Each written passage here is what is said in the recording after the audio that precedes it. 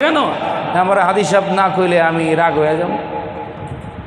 বরং না, এটা হলো মুহাব্বতের চূড়ান্ত পর্যায়ে বহির্প্রকাশ করার জন্য মানুষ বাইতুল্লাহ যায়।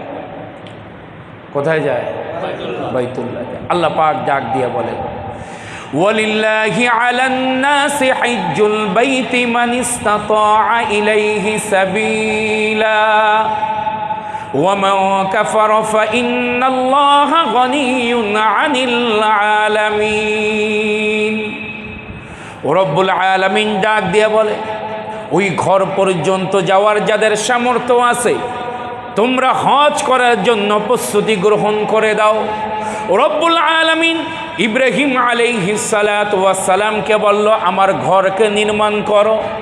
ঘর নির্মাণ শেষ হয়ে যাওয়ার পর এবার আবু কুবাইসের মধ্যে দাঁড়াইয়া এবার আল্লাহ ডাক দিয়া বলে, ওই যে সাফা মারওয়ার মধ্যে দাঁড়াইয়া যাও, মানুষকে হজের দিকে ডাকো, আমি আল্লাহর ঘর তওয়াফ করার জন্য ডাকো। ইব্রাহিম পয়গম্বর ডাক দিয়া বলে, মালিক আমি এই মরু প্রান্তর পাহাড় থেকে ডাক দিলে কয়জন শুনবে? আল্লাহ ডাক দিয়া বলে, ও ইব্রাহিম, ডাকার দায়িত্ব হলো তোমার, আর এই আওয়াজকে পৌঁছে দেওয়ার দায়িত্ব হলো আমি আল্লাহর। তোমার দায়িত্ব হলো ডাক দাও, তুমি ডাক দাও। ইব্রাহিম পয়গম্বর ডাকতে লাগলেন। কিভাবে ডাকলেন? আল্লাহ আদেশ দিয়ে বলেন, ওয়াযিন ফিন্নাস বিল হজ্জি ইয়াতুকা রিজালান ওয়া আলা কুল্লি দামিরি ইয়াতিনা মিন কুল্লি ফাজ্জিন আমিক।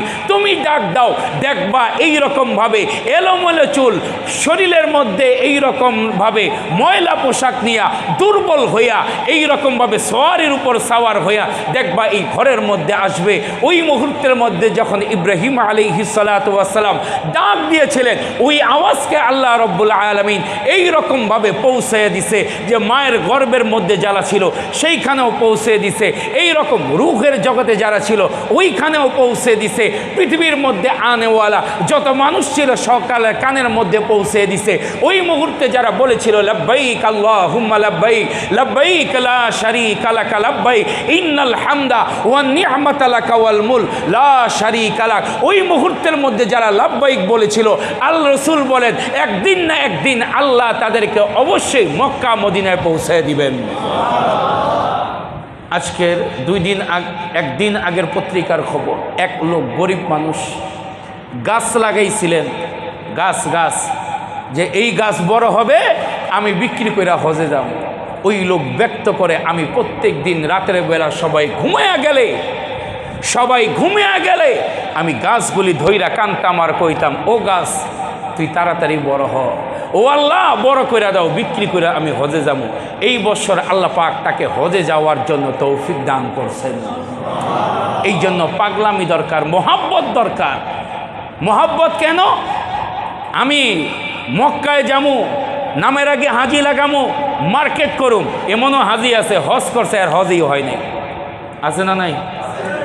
এই কারণে হজে যাওয়ার আগে হজের জন্য প্রস্তুতি গ্রহণ করতে হবে, হজের জন্য শিক্ষা গ্রহণ করতে হবে, দিলের মধ্যে মোহাব্বত আনতে হবে, মাঝে মধ্যে মুরাকাবা করতে হবে, আর এতটুকু চিন্তা করতে হবে যে ওই দেশে আমার সবচাইতে প্রিয় মানুষটা শুয়ে আছে, ওই দেশে আমার সবচাইতে প্রিয় মানুষটা ঘুমায় আছেন। এই মোহাব্বত মুরাকাবা মাঝে মধ্যে চিন্তা করতে হবে। তুমি তো চিন্তা করো রাতের বেলা ঘুমাইয়া চিন্তা করো ওই মেয়েটারে বিয়া করুম, প্রেম করুম, কি করুম না করুম। এটা মানুষ যেটা নিয়ে ফিকির করে সেটা একদিন পাওয়া যায়। তুমি যদি আল্লাহকে নিয়ে ফিকির করো যে আমি আল্লাহর ঘর তাওয়াফ করব, রসুলের রওজার সামনে যাব, তো আল্লাহ পাক একদিন না একদিন তোমাকে পৌঁছে দিবেন। চেষ্টা তুমি করবা, পরিপূর্ণ আল্লাহ করবে। আস-সা'য়ু মিন্না ওয়া ইতমামু মিনাল্লাহ, আমি চেষ্টা করব, পরিপূর্ণ আল্লাহ করবে। কারণ ওই ঘরটা তাওয়াফ করার জন্য কপাল দরকার, দোয়া দরকার। টাকা হইলেই মানুষ হজ করতে পারে না। বহুত কোটিপতি আছে হজ না কইরা দুনিয়া থেকে বিদায় দিছে, আজ না হোক কাল যাব, আজ না হোক কাল যাব। এই রকমভাবে চিন্তা করতে করতে এক পর্যায়ে তারা আর হজে যাইতে পারে নাই, কবরে চইলা গেছে। এই কারণে হজ করার আগে ভিতরে মহব্বত পয়দা করতে হবে। ভিতরে কি করতে হবে? মোহাব্বত করতে হবে। এই কারণে আল্লাহ বলেন ফিহি আয়াতুম বাইনাতুম মাকামু ইব্রাহিম ওয়ামা দাখালাহু কানা আমিনা ওয়ালিল্লাহি আলান নাসি হিজ্জুল বাইতি মান ইসতাতাআ ইলাইহি সাবিলা। রব্বুল আলামিন ডাক দিয়া বলেন ফিহি আয়াতুম বাইনাতুম মাকামু ইব্রাহিম, তার মধ্যে রব্বুল আলামিনের একটা নিদর্শন হলো মাকাম ইব্রাহিম। ওয়ামান দাখালাহু কানা আমিনা, এবং ওই ঘরের মধ্যে যারা ঢুকে আমিনা তারা নিরাপত্তা গ্রহণ করে। ওয়ালিল্লাহি আলান নাসি হিজ্জুল বাইতি মান ইসতাতাআ ইলাইহি সাবিলা, আর যাদের সামর্থ্য আছে ওই ঘর পর্যন্ত যাওয়ার তারা যেন ওই ঘরের জিয়ারত করে, ওই ঘরের তওয়াফ করে। রব্বুল আলামিন বলেন তোমরা যখন আমার ঘরের মধ্যে যাইবা, এই উমরা এবং হজ বলেন, এই হজের মূল উদ্দেশ্য হলো একমাত্র বান্দা ওই কাবার চত্বরে চারদিকে ঘুরে আর ডাক দিয়া বলে ও আল্লাহ তুমি ছাড়া কোনো ইলা নাই, তোমার সাথে কোনো শরিক নাই। এই রকমভাবে বান্দা যখন ইহরামের কাপড় পরিধান করে ওই মুহূর্তের মধ্যে বলতে থাকে লাব্বাইক আল্লাহুম্মা লাব্বাইক লাব্বাইক লা, বলতে কষ্ট হয়, বলেন লাব্বাইক আল্লাহুম্মা লাব্বাইক লাব্বাইক লা শারীকা লাকা লাব্বাইক ইন্নাল হামদা ওয়ান নি'মাতা লাকা ওয়াল মুলক লা শারীকা লাক। বান্দা ঘোষণা দেয় আয় প্রভু আমি তোমার গোলাম, তোমার দরবারে হাজির হয়ে গেছি, তোমার সাথে কোনো শরিক নাই, সব প্রশংসার মালিক হলো একমাত্র তুমি আল্লাহ। এইভাবে বান্দা পাগলের মতো সাদা কাপড় পইরা ইহরামের কাপড় পইরা বান্দা যাইতে থাকে, এবং যখন কাবার চত্বরের মধ্যে যায় বান্দা দুই হাতকে এই রকম ভাবে মালিকের দিকে দিয়া দোয়া পড়তে থাকে রব্বানা যালামনা আনফুসানা ওয়া ইল্লাম তাগফির লানা ওয়া তারহামনা লানাকুনান্না মিনাল খাসিরিন। এই রকম ভাবে বিভিন্ন দোয়া পড়তে থাকে, আল্লাহর কাছে আরজু করতে থাকে। 60টা তাওয়াফ দেওয়ার পর এবার যখন সাই যখন করে সাফা মারওয়ার মধ্যে মাথা মুন্ডন করে, আরাফার ময়দানের মধ্যে যায় জামারা করে। রব্বুল আলামিন হজ যখন কমপ্লিট হয়ে যায় এবার রাসূল করিম সাল্লাল্লাহু আলাইহি ওয়াসাল্লাম বলেন وعن ابن مسعود رضي الله تعالى عنه قال قال رسول الله صلى الله عليه وسلم تابعوا بين الحج والعمرة فإنهما ينفيان الفقر والذنوب كما ينفي الكير والذهب والفضة وليس لحج المبرور ثواب إلا الجنة। রাসূল করিম সাল্লাল্লাহু আলাইহি ওয়াসাল্লাম বলেন তোমরা হজ উমরা একসাথে করো, এটা তোমাদের দারিদ্রতাকে দূর করে দিবে। আর যেমনিভাবে লোহার মধ্যে স্বর্ণের মধ্যে জং ধইরা গেলে যেমন হাপড় দিয়ে এটাকে ক্লিয়ার করে, তোমাদের গুনাহকে ক্লিয়ার করবে। আর একমাত্র হজ্জে মাবরুর, হজ যেটা কবুল হবে তার প্রতিদান হলো একমাত্র জান্নাত। রাসূল আরো বলেন মান হাজ্জা ওয়ালাম ইয়ারফুস ওয়ালাম ইয়াকসুব রাজাআ কায়াউমিন ওয়ালাদতুহু উম্মু, যেই ব্যক্তি হজ করলো তার স্ত্রীর সাথে মিলন করলো না, গুনাহ থেকে বিরত থাকলো, অশ্লীল কথা থেকে বিরত থাকলো, রাসূল বলেন হজ করার পর সদ্যজাত একটা বাচ্চা যেইভাবে নিষ্পাপ হয়ে দুনিয়ার বুকে আসে আল্লাহ তাকে নিষ্পাপ করে তার দেশের মধ্যে আল্লাহ তারা ফিরাইয়া দেয়। এই কারণে হজ যেটা যাদের উপর ফরজ আপনারা হজ করার জন্য এখন থেকে মন মানুষ তৈরি করেন, এবং হজে যাওয়ার আগে হজের জন্য তৈরি হতে হবে। হজের রুকন কি, হজের আহকামগুলি কি এটা জানতে হবে, এবং দিলটাকে পরিষ্কার করতে হবে। আমি হজে যাব এই নিয়তে যাব যে আমি দুনিয়ার মানুষকে দেখানোর জন্য না, হজে গেছে কাবার সামনে কাবা ধরে একটা সেলফি তুলছে। আচ্ছা বলেন তো এই ব্যক্তি হজ করতে গেছে না সেলফি তুলতে গেছে? কথা কয় না, সেলফি তুলতে গেছে। হজ করতেছে, ঘুরতেছে, বউরে নিয়ে আবার ভিডিও কন্টেনার বানাইতেছে, হজরে আসওয়াদ চুমা দিতেছে, এই ধাক্কা ধাক্কির মধ্যে সেলফি একটা তুলে হারাইছে। আপনারা জানেন যারা হজে গেছেন বা উমরায় গেছেন সবচাইতে বেশি ভিড় হয় ওই হজের আসওয়াদের সামনে। কি হাদিস সব ঠিক না? এই জায়গার মধ্যে কখনোই ফ্রি থাকে না। আমরা এক সময় মনে করছিলাম যে রাত্রে মনে ফিরে থাকে, ওমা রাত্রে যা দিই পাবলিক আরও বেশি।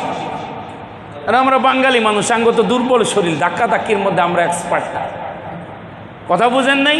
যারা পাকিস্তানি, আফ্রিকান, ইরানি, এরা এইরকমভাবে এক একটা দেওয়ার মতো হয়। আর ওই মহিলা, ওরে বাবা রে বাবা, আফ্রিকান মহিলা এক ধাক্কা খাইলে তো মক্কা থেকে বাইরে যেতে হয়। আমি প্রথমভাবে যখন আমরা উমরায় গেলাম, আমি আর হেদায়েতুল্লাহ আজাদি সাহেব, হ্যাঁ তো অনেক লম্বা চূড়া মানুষ, আমি তো ছোট্ট খাট্টো মানুষ। কথা বুঝেন, আমি তো আগেও বলি আমার খতিব সাপ মনেই হয় না। তো আমি ছোট মানুষ, ওই লম্বা চূড়া মানুষ, ওই তো ধাক্কায় ঠাক্কায়। আর ওই জায়গায় গেলে বন্ধু টন্ধুর খবর নাই, যে যায় ধাক্কা দিয়ে যাইতে পারে। তো ধাক্কায় চলে গেছে, যাই এই কাবা দইরা কান্দাকান্দি। তো আমি কি করুম, ধাক্কা ধাক্কি তো আর পারুম না। এই মানুষের হাতের তল দিয়ে এরকম ঢুকে গেছি, ঢুকে যায় কাবা ধরছি, চিন্তা করছি যা হওয়ার, মানে দেখি কে জানে আমার ঠ্যাং ধরে টানে। বিপদ তো পড়ছে, ঠ্যাং ধরে কে টানে, এখন চাওয়ারও সুযোগ নাই। একটু পর দেখলাম মা আমার সামনে একটা হাতি এসে।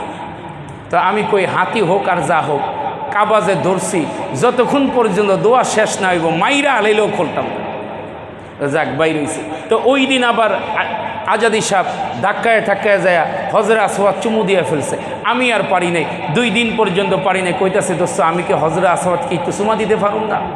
শোন, এটা যখন দিতে হবে তখন খুব মন স্থির করতে হবে, আজকে যা হওয়ার হইব, যা হওয়ার হইব। তো যা হওয়ার হবে এই নিয়ত করে বাইরেছে। তো ওই কইতেছে ওই যে লম্বা পাকিস্তানি দেখা যায়, ওই খালি হাতটা উঠেব, তুই হাতের তলদা ঢুকিস, তুই কিন্তু ধাক্কা ধাক্কিতে পারতি না। আল্লাহর কি রহমত, এক পাকিস্তানি এরকমভাবে যখন আমি তার পিছনে ছিলাম, কাবাটাকে ধরার আগে, সে যখন কাবাটাকে ধরছে আমি তার হাতের নিচে গেছি, সে আমাকে ভাই ইয়ে কিয়া হুয়া? আমি ভাই কুছ নেই হুয়া ভাই, এই জায়গার মধ্যে তোমার দেখার টাইম আমার নাই। তোর হাতের নিচে যায় আমি ওর সামনে যা কাবা দইরা, কাবার নিচে আবার একটা দেওয়ালের মতো আছে এরকম, আমি এটার উপর উঠে গেছি। উঠা যাওয়ার পর এখন আমার এই পিস দিয়া টানে যে তুই গেলি কে? আমি কইলাম ভাই তুই আমার এহরাম খুইলা লাইতে পারস, কিন্তু আমি সুমা দিয়ে যাবো আজকা। এহরামটাও সুন্দর করে বাইন্দা গেছি, হ্যাঁ কোনো রকম ধইরা গেছি গা। তো একজন চুমা দিছে, আমার পেছন থেকে ওই পাকিস্তানি জিদ দিয়ে দিছে ধাক্কা। ধাক্কা দেওয়ার সাথে খারাপ হয়নি, আমি যে একেবারে হজরে আসওয়াদের উপরে যেয়ে পড়ছি। উপরে পড়ার পর ওই বেটা একটা আফ্রিকান, আমি অন্ত আফ্রিকানদের কইলে যে তুই সর, এ তো বেটা বুঝবো না। তো ওই চুমা দিয়ে বাইরেটা আমি আলহামদুলিল্লাহ লাগাতার 10টা দিছি। 10টা দেওয়ার পর দিয়ে ইরানি এক মহিলা আমার এহরাম ধরা টানে, যায় তুই। তা আমি কইলাম যা, এবার যা হওয়ার। চুমা দেওয়ার পর এন বাইরামু কেমনে, ওখানে বাইরানের সিস্টেম হইল উপর দিয়ে নিয়ে আহে অথবা নিচে থাকে। তা আমি চিন্তা করলাম আমার উপর দিয়ে নিব, তা হয় না। আমি চুমা দিয়ে নিচে নাইমা গেছি, আল্লাহর রহমত কি ধাক্কাইতে ধাক্কাইতে ধাক্কাইতে ধাক্কাইতে বাইরে লেগে গেছে। তো ওই পাকিস্তানি আমার লগে বাইরে আমার জড়ায় ধরে ডাক দিয়া কে ভাই, যে ফুস্তুল কাবা, আল্লাহর কসম করে বলি জীবনটা সফল হয়ে গেছে। এই হজরে আসওয়াদটা এটাও জান্নাতের একটা পাথর। এটা চারোদিকে আল্লাহ কেন বলছেন ফিহি আয়াতুম বাইয়িনাতুম মাকাম ইব্রাহিম? কেন আল্লাহ পাক এই জায়গাটাকে বরকতময়ী বানাইছেন? যা দোয়া করবেন কাবাকে সামনে রেখা, হাদিস শরীফের মধ্যে আছে সর্বপ্রথম কাবা নজরের সাথে সাথে পড়ার পর যেই দোয়া করা হয় ওই দোয়াটাই আল্লাহ কবুল করে নেন। ভারতে যান, থাইল্যান্ডে যান, কত জায়গায় তো যান, আরে মিয়া মক্কা মদিনায় যান, এ ইবাদত হবে, ঘুরাও হবে। আল্লাহ পাক এর চাইতে সুন্দর করে কোনো কিছু বানাই নেই। যারা আপনারা তায়েফে গেছেন, তায়েফের মধ্যে এত সুন্দর কইরা, আদি সাহেব গেছেন নি তায়েফে? তায়েফে গেছেন না আপনারা? ঘুরবেন, মক্কা মদিনায় ঘুরবেন। আমরা তায়েফে গেছি সারাদিন, একটা গাড়ি ভাড়া কইরা এত সুন্দর করে পাথর কাইটা কাইটা কাইটা কাইটা এত সুন্দর বানাইছে, আপনি আশ্চর্য হইবেন। কেন আল্লাহ পাক বলতেছেন যে ইন্না আউওয়ালা বাইতিউ হুদিয়া লিন-নাস লাল্লাযী বিবাক্কা মুবারাকাও ওয়া হুদাল লিল আলামিন। আমগো দেশের একটা আনার খাইলে আনার খাইছি না কদু খাইছি বুঝাই যায় না, ঠিক না? আনার খাইছি না কদুর খাইছে বুঝাই যায় না। কিন্তু আল্লাহ পাক বলছেন ইন্না আউওয়ালা বাইতিন বুদিআ লিন-নাস লাল্লাযী বিবাক্কাতা মুবারাক ওয়া হুদাল লিল আলামিন। আমি চারদিকটা বরকতপূর্ণ বানাইছি।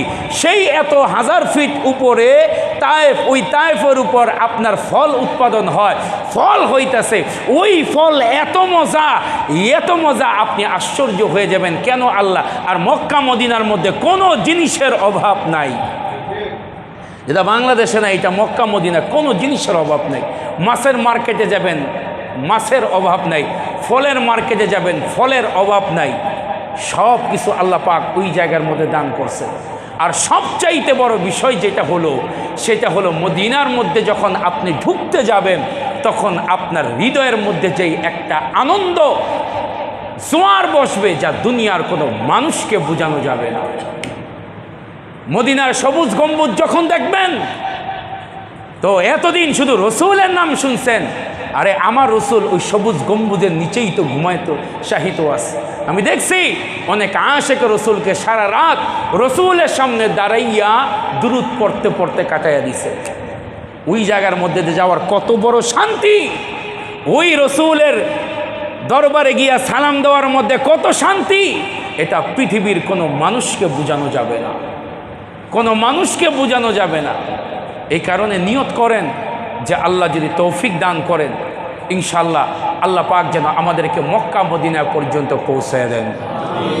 আরো জোরে কন মুখ দিয়ে আমিন বাড়াইতে কষ্ট হয়, আল্লাহ চাইলে নিতে পারে না।